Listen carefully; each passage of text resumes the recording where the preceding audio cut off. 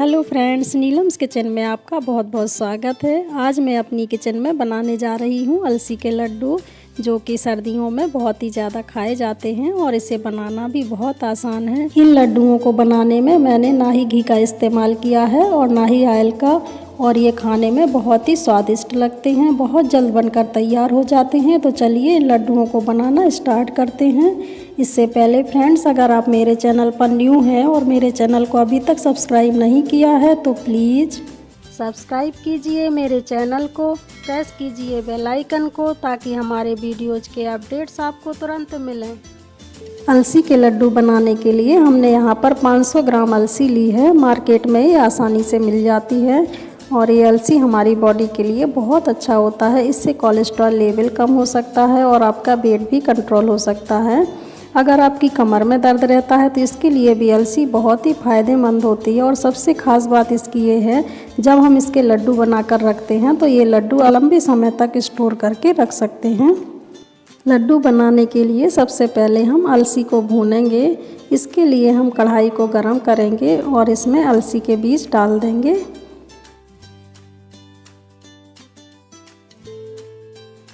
अलसी को लगातार चलाते हुए लो टू मीडियम फ्लेम पर भूनना है। मैंने यहाँ पर एल्युमिनियम की कढ़ाई का इस्तेमाल किया है।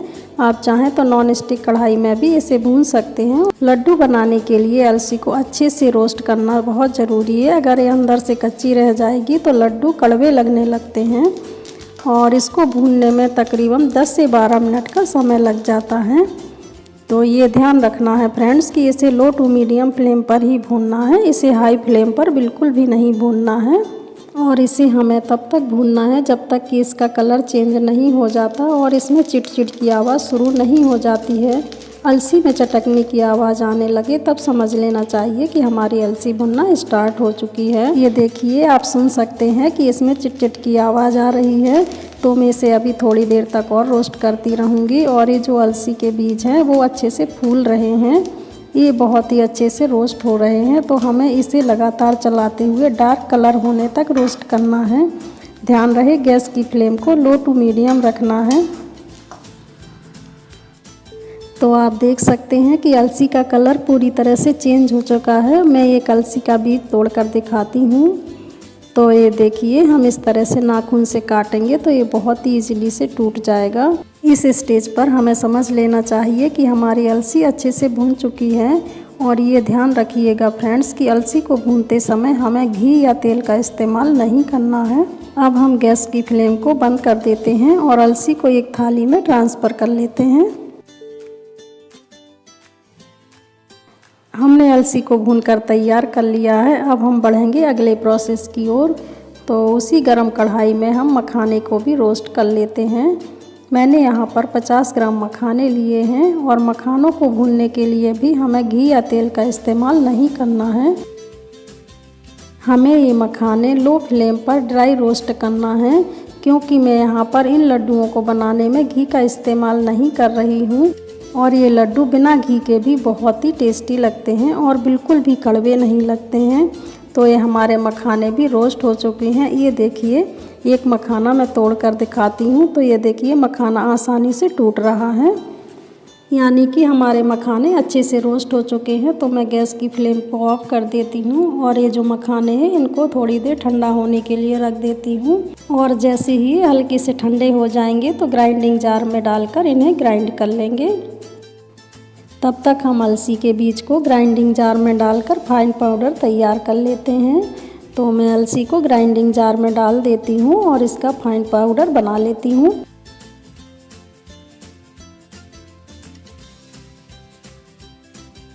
ये देखिए, हमें इस तरह से इसका फाइन पाउडर बना लेना है।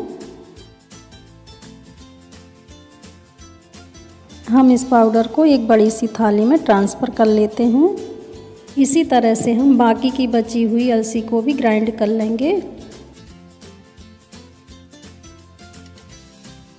ये देखिए, मैंने इस तरह से अलसी के बीज को ग्राइंड कर लिया है।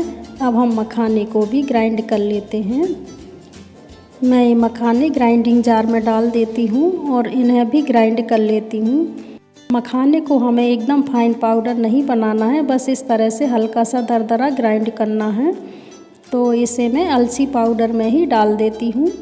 हमने सारे मखाने ग्राइंड करके अलसी पाउडर के साथ ही डाल दिए हैं। साथ ही मैं इसमें थोड़े से ड्राई फ्रूट्स ऐड करूँगी। तो सबसे पहले मैं क्रश्ड काजू डालूँगी। मैंने यहाँ पर 50 ग्राम काजू लिए हैं।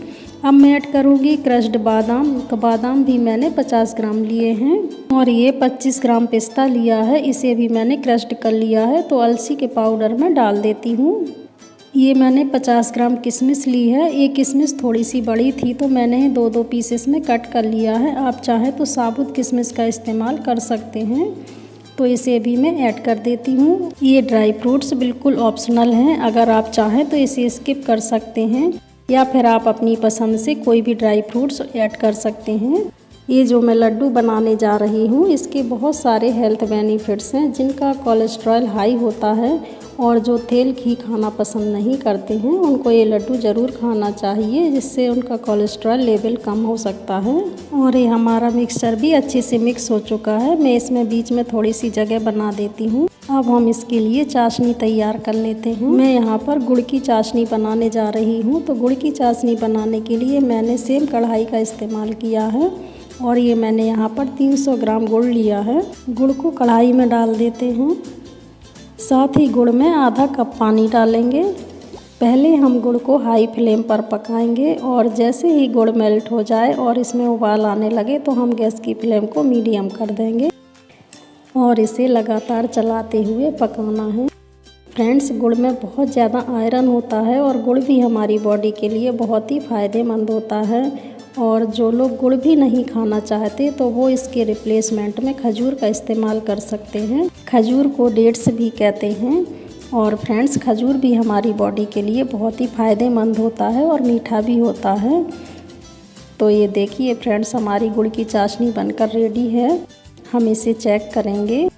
चाशनी को चेक करने के लिए हम एक बाउल में थोड़ा सा पानी लेंगे और इस तरह से चाशनी की 1-2 ड्रॉप पानी में डालेंगे। तो ये देखिए फ्रेंड्स, जैसे ही मैंने चाशनी की 1-2 ड्रॉप पानी में डाली हैं तो ये पानी में फैल नहीं रही हैं बल्कि आसानी से सिमट कर एक जगह हो रही हैं। यानी कि हमें एक तार की चाशनी बनाना है।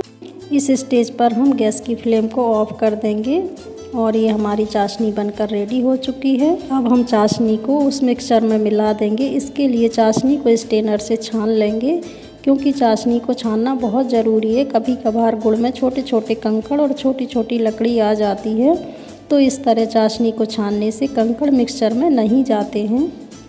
आप देख सकते हैं कि जो इसमें छोटे छोटे कंकड़ थे वो स्ट्रेनर में ही रह गए हैं। अब हम चाशनी के साथ इस मिक्सचर को मिक्स कर देते हैं और ये प्रोसेस हमें बहुत ही जल्दी करना होता है। इसके लिए पहले हम मिक्सचर को चारों ओर से इस तरह से चाशनी के ऊपर डाल देते हैं क्योंकि ये चाशनी बहुत गर्म होती है और हमें ये लड्डू गर्म मिक्सचर में ही बनाने होते हैं। तो हम ये मिक्सचर सावधानी से जल्दी से मिक्स करेंगे क्योंकि ये बहुत जल्दी सेट होने लगते हैं, तो हमें ये फटाफट से मिक्स करना पड़ता है। ये मैंने यहाँ पर 2 चम्मच सौंठ पाउडर लिया है, इसको भी हम मिक्स कर देंगे। इससे लड्डू का टेस्ट बहुत ही अच्छा लगता है।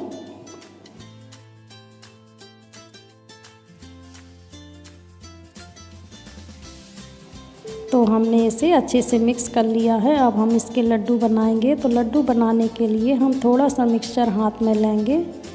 इस तरह से थोड़ा सा मिक्सचर लेंगे और इसे लड्डू का शेप देंगे।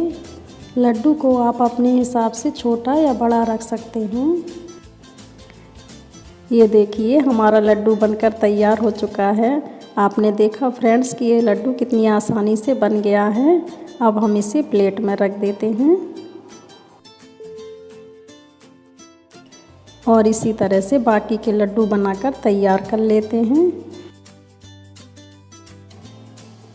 ये देखिए मैंने दूसरा लड्डू भी बनाकर तैयार कर लिया है। इसे भी हम प्लेट में रख देते हैं और इसी प्रोसेस से सारे लड्डू तैयार कर लेते हैं।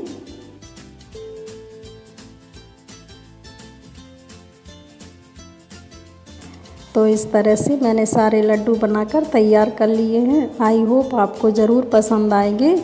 मैं आपको एक लड्डू तोड़कर दिखाती हूँ। तो ये देखिए ये लड्डू कितनी आसानी से टूट रहा है और बहुत ही सॉफ्ट लड्डू बनकर तैयार हुए हैं। आप इनको ज़रूर ट्राई कीजिएगा और हाँ, अगर आपको मेरी ये वीडियो अच्छी लगी हो तो प्लीज़ मेरी वीडियो को लाइक कीजिए, शेयर कीजिए। आपको ये लड्डू कैसे लगे मुझे ज़रूर बताइएगा। तो फिर मिलते हैं एक नई वीडियो के साथ। Thanks for watching.